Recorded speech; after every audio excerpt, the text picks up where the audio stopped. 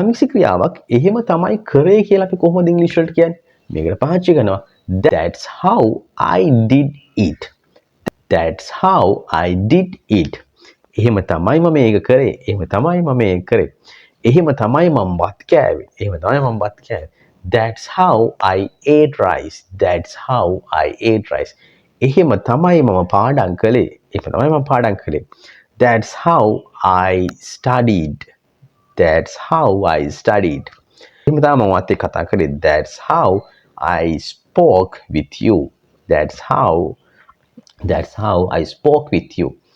එහෙම තමයි ජනාධිපතිවරණය දින්නේ. එහෙම තමයි ජනාධිපතිවරණය දින්නේ. That's how won the election. That's how won the election. Now you can make sentences with using that's how. That's how.